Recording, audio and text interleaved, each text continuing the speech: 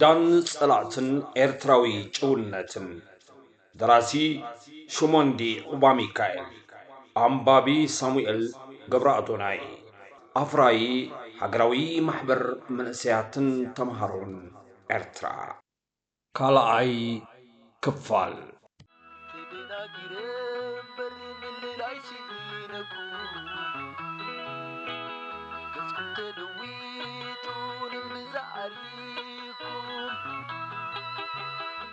ብዛዕባ ተጋዳላይ ዳንኤል ዕንቆት ዘለዎ ፍልጠት ኣይነበረንን ሌላና ሓንቲ ሰሙን ካብ ቅድሚ ምውላዕ ዛዛሚ ኩናት እዩ ዝጅምር ኣብቲ ግዜ እቲ ኣብ ሰራዊት ዝቦ ግንባር ሓድሽ ኣወዳድባ ከም ስትራቴጂካዊ ስርርዕ ምስ ዓብይ ዝላ ንቅድሚት ንፅብፅቦ ነበርና ከም ውፅኢት ናይቲ መደብ ከዓ ኣቃውማ ተዋጋእቲ ኣህዱታት ካብ ደረጃ ክፍለ ሰራዊት ናብ ደረጃ ኮር ክብ ንምባል ብሓድሽ ተሰራርዐ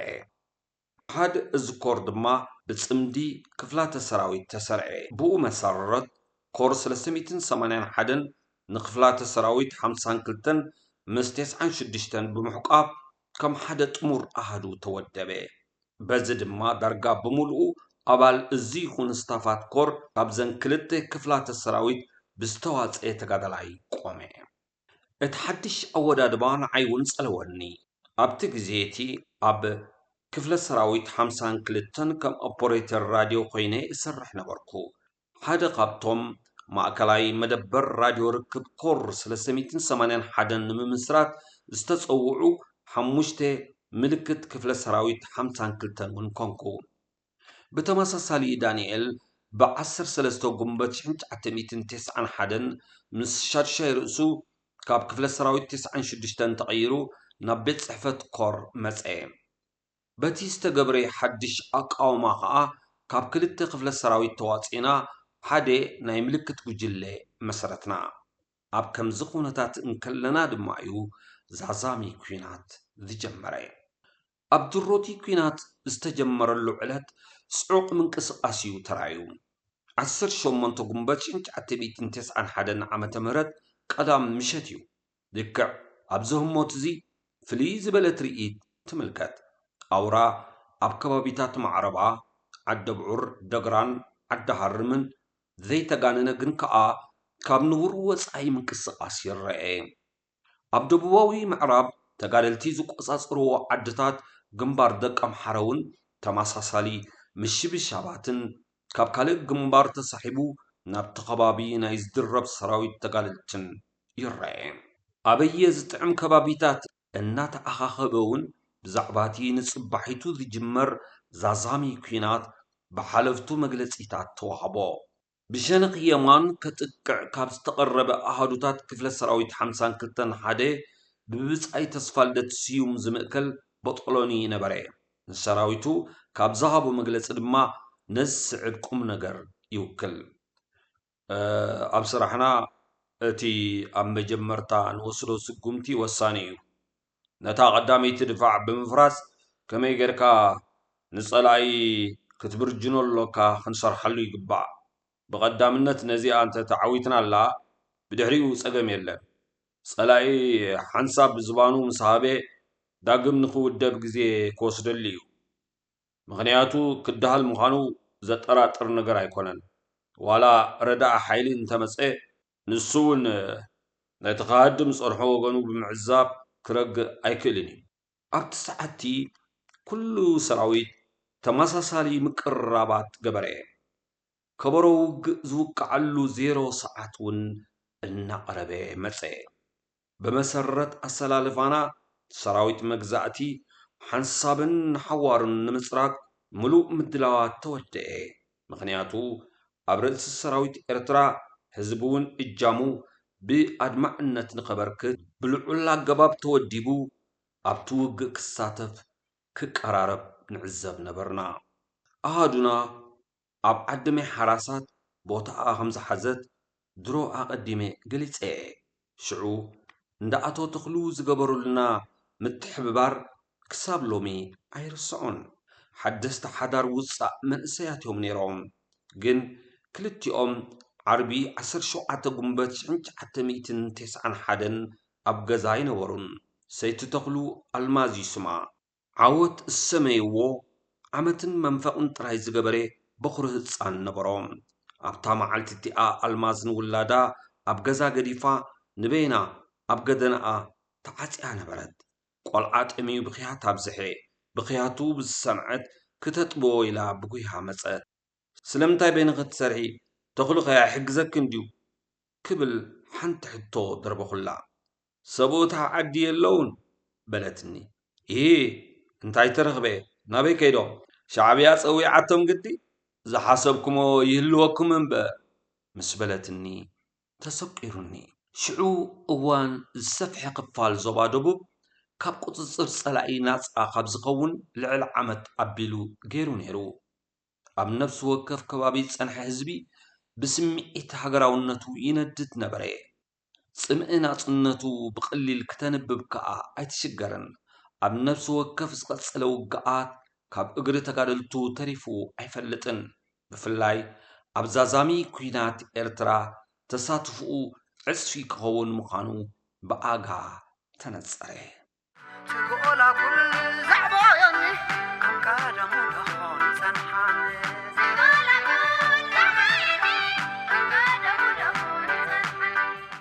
ኣብ ትሕቲ ህዝባዊ ግንባር ካብ ዝኣተወ ከባቢታት ተዋፅአ ህዝቢ ጥራይ ካብ 3000 ዝበዝሑ ገባሮ ኣብቲ ውግእ ብወኒ ክደጋገፉ ተራእዩ ኣብ ርእሲ እዚ 200 ዝኣኽላ ኣግማል ብምስላፍ ስንቅን ዕጥቅን ኣብ ምቕራብ ይኹን ውግኣት ኣብ ምውፃእ ዝተፃወቶ ዕማም መዳርግቲ ኣይነበሮም 1500 ዝኾኑ ዕጡቃት ህዝባዊ ምልሻ እውን ከም ተደረብቲ ሓይሊ ህዝባዊ ሰራዊት ንቅድመ ግንባር ድሉዋት ኮኑ እቲ ንኾረንሾ ተባሂሉ ኣቐዲሙ ናብ ህዝቢ ዝተኸፋፈለ 3500 ኩንታል ሓርጭውን ድሮ ተዳልዩ ሰራዊት ሰኒቕዎ ነበረ ኣብ ግንባር ደቀ ምሓረ ዝዓረደ ሰራዊት ወገን ንኽፍላተ ሰራዊት 70 85 16 ብርጌዳት መካናይዝድ ክፍለ ሰራዊት 74 52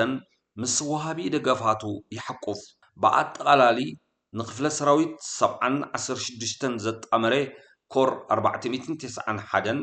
ካብ ሩባ መረብ ጀሚርካ ትኹል ማዕደጋን ክሳብ ከባቢ ጉራዕ ይዝርጋሕ ክፍላተ ሰራዊት 85 ድማ ከባቢ ጉራዕን ኣዳሃርምን የማን ካብ ክፍለ ሰራዊት 85 ዝዓረደ ክፍለ ሰራዊት 52 ናይ ኮር 381 ንኸባቢ ኣፈልባ ዝነበረ ግንባር ክሳብ ሰሰብ ዓጭው ነበረ እቲ ካልእ ኣካል ኮር 381 ዝኾነ ክፍለ ሰራዊት 96 ግን ካብ ግንባር ደቀ ምሓረ ወፃኢ ከባቢ ዓድሮሶ ዓሪዱ ነበረ ብወገን ጸላይ ኣብቲ ግንባር ብቀዋሚ ተሰሊፈን ጸንሓ ዝተመኮራ ኣህዱታት ነበሮ ብተወሳኺ ኩናት እናተደረገ ከይድን ከሎ ካብ ካልእ ግንባራት እናተሰሕባ ኣብ ርእሲኡ ዝድረባ እውን ኣይተፈሊኦም ብሓፈሻ ኩሉ ሙሉ ደሚርካ ብጠቕላላ ክሳብ 6 ክፍለ ጦራት ጥራይ ተሰሊፈን ከም ዝነበራ ይፍለጥ ብቐንዱ ዕላማ ናይቲ ኣብ ግንቦት 19 ብግንባር ደቀ ምሓረ ዝጀመረ ውግእ ካብታ ከተማ ሓሊፉ ንማእከላይ መኣዘዚ ካልኣይ ኣቤታዊ ሰራዊት ኣብ ኣስመራ ንምቁፅፃር ነበረ ናብ ዝተወሰነ ዓቕሚ ሰራዊትን ኣፅዋርን ጠሚቱ ዝኸይድ ግጥም ኣይነበረን ብዓብዩ ኣንጻርቲ ኣብ ከባቢ ኣስመራ ዝነበረ 120,000 ዝግመት ሰራዊት ደርግ ዝግበር ግጥም እዩ ትግኦላ ኩል ዛዕባዮኒ ኣብ ቀደሙ ደኾን ጸንሓኒ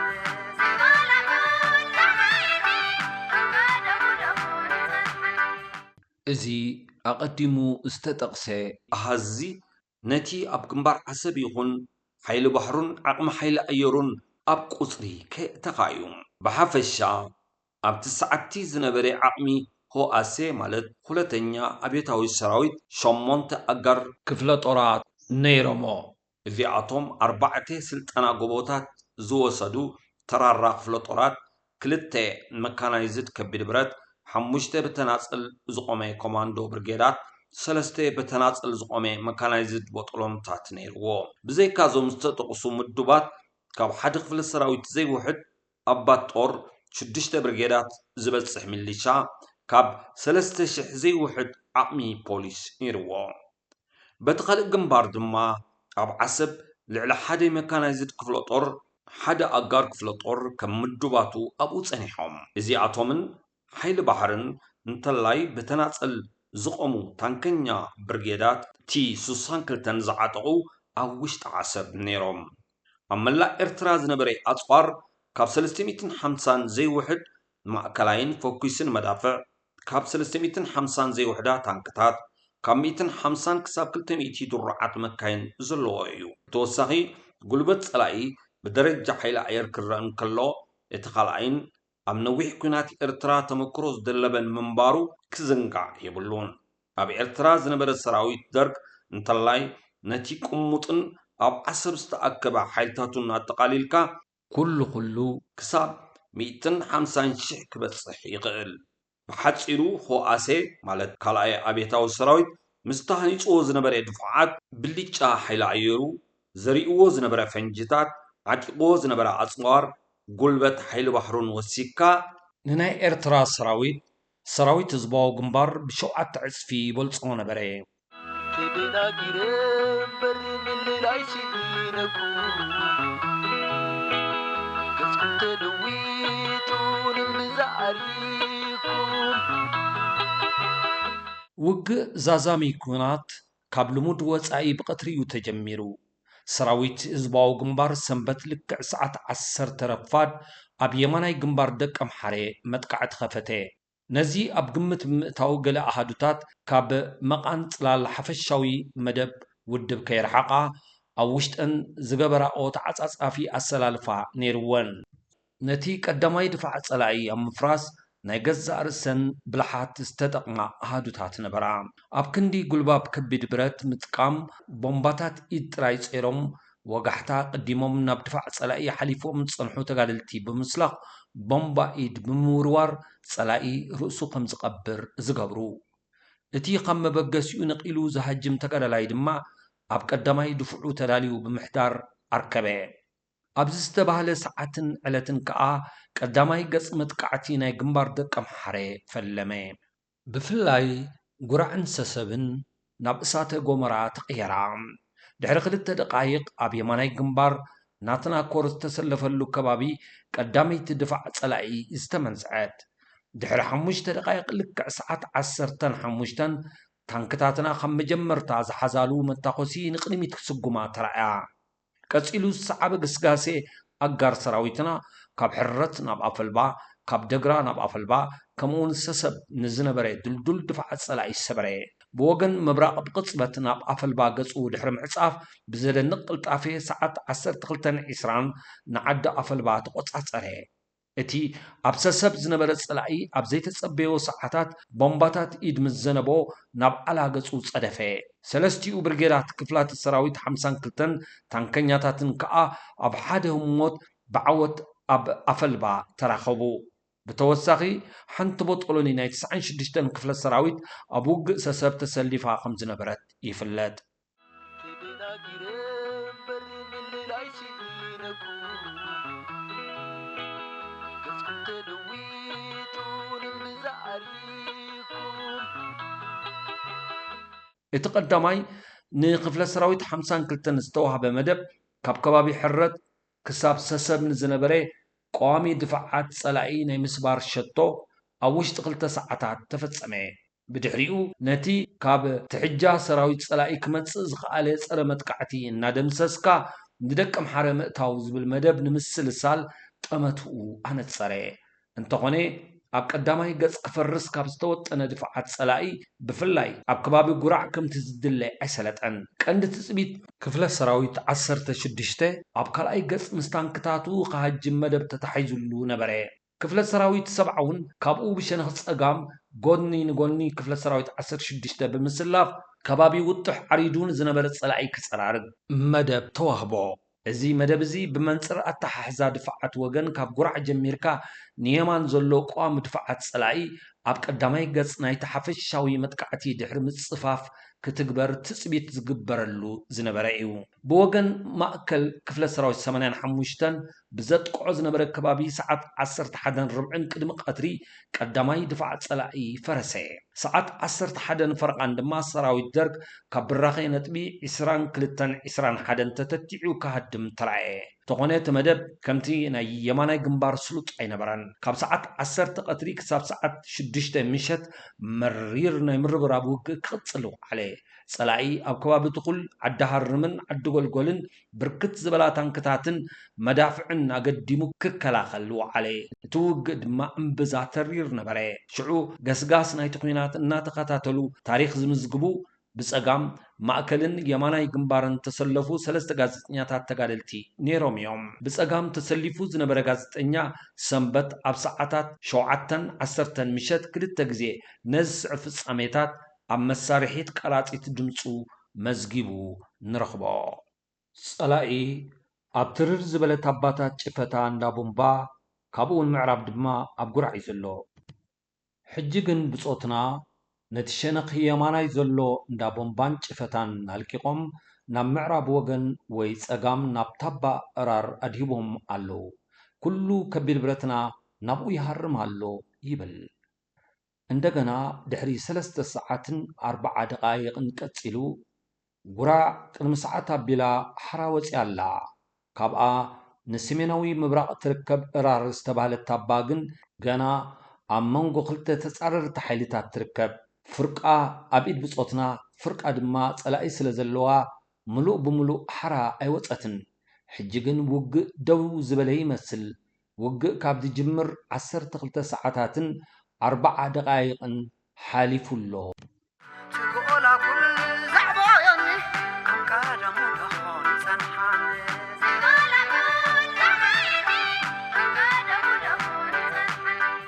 መስርዕና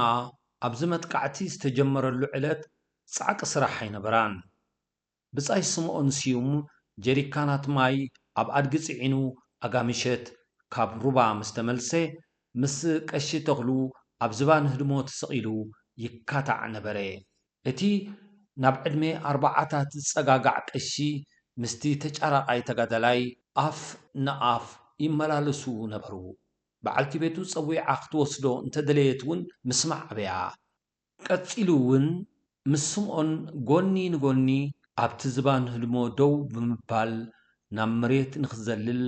ክሸባሸብ ርኢናዮ። ኩላትና ድማ ውጽኢት ክንርኢ ኣብ ዙርያታ ደንበ ከበብና። ንስኻ ቅድም ንስኻ እባ እናተባሃሉ ሓደ ነቲ ካልእ ደፊኡ ናብቲ ቐጽቀጽ ከቕርብ ተሰሓሓቡ። ኣብ መወዳእታ ግን ስምዖን ስዩም ኣስናኑ ጫሕ ኣቢሉ እናሰሓቐ ቀዲሙ ክዘልል ኣብቲ መዝበብ ተገማገመ። ስምዖን ዘሊሉ እቲ ህድሞ ብራኸ ስለ ዝነበሮ መሬት ምስ ዓለበ ከተንገርግር ዝወዓለት ኣድጊ መሲሉ ተንስአ። ብተግባራት ስምዖን ስሒቕና ግን ብዙሕ ኣይተገረምናን። ቀንዲ ትጽቢትና ዝላ ቀሺ ተኽሉ ንምዕዛብ ነበረ። ቀሺ ተኽሉ ነጸልኡን መዓመምያኡን ቀንጢጡ ክንሕዘሉ ናብቶም ኣብ ታሕቲ ኮይንና ንጥምቶ ዝነበርና ተዓዘብቲ ደርበየልና እሞ ዘለለ። ካብ ህድሞ ናብ ባይታ ብኣየር ክወርድ እንከሎ ከዓ ትነዊሕ እጀ ጠባብ ክዳን ከም ክንፊ ዑፍ ተገተረ። ቀሺ ተኽሉ ኣብ መሬት ዓሊቡ ክትንስእ እንከሎ ከዓ እቲ ንመላእ ገጹ ዝዓበጠ ጽዑቕ ጭሕሙን እቲ ጻዕዳ ልብሱን ድኹዑ ጸይሩ ተለዓለ። እቲ ሰሓቕ ከዓ ሽዑ እዩ ዝደመቐ። ቀሺ ከም ዘይሓልፍ ኣስሒቑና። ክልተ ሰባት ግን ዘይሰሓቑ ነይሮምና። ሓንቲ እታ ወረጃ በዓልቲ ቤቱ ንቐሺ እያ ዝነበረት። ባህርያት ሰብኣያ ስለ ዝለመደቶ ኣይሰሓቓን። ተጋደልቲ ግርም መዘናግዕ ረኺብኩም ኢላትና ሓለፈት። እቲ ካልኣይ ዘይሰሓቐ ሰብ ዳንኤል እዩ ነይሩ። ፍሽኽትኡ ንማለቱ ከምቲ ሓደ ሰብ ካብ ሰቡ ከይፍለ ንቐል ዓለም ዝገብሮ ምሕዋስ ወስታኢድ ክምሰል ይከኣል። እቲ ንኹሉ ሰብ ዘስሓቕ ኣጋጣሚ ንዕኡ ኣይሰርሰሮን። በዚ ኣጋጣሚ እዚ ባህርያት ዳንኤል ኣይተረዳእንን። ብርግጽ ካብ ነንበይነን ክፍላተ ሰራዊት ዝተኣኻኸብና ተጋደልቲ ኢና ዝነበርና። ይኹን እምበር ከም ኣባላት ሓንቲ መስርዕ ንኽንወሃሃድ ግዜ ኣይወሰደልናን። ብወገነይ ንኽልተ ካብቶም 6 ኣባላት ክፍለ ሰራዊት 96 ኣቐዲሜ ይፈልጦም ጸኒሐ። ብፍላይ ምስ ተኽለጽየን ኣስገደት ሕሩይን ተምሃሮ ኸለና ኣጸቢቕና ንፋለጥ ኢና። ብመንገዲ ዞም ክልተ መማሃርተይ ነበር ኣቢለ ድማ ነቶም ዝተረፉ ክላለዮም ግዜ ኣይወሰደለይን ልዕሊ ኩሉ ግን እቲ ብተመክሮ ስራሕ ዘጥረናዮ ባህርያት ንባዕሉ ሓጋዚ ናይ ሓባር ረቋሒ ነይሩና ስለ ዝኾነ ኣብቲ እንነጥፈሉ ሓደ ዓይነት ስራሕ ቀልጢፍና ንኽንሰምር ዕንቅፋት ዝበሃል ኣይነበረናን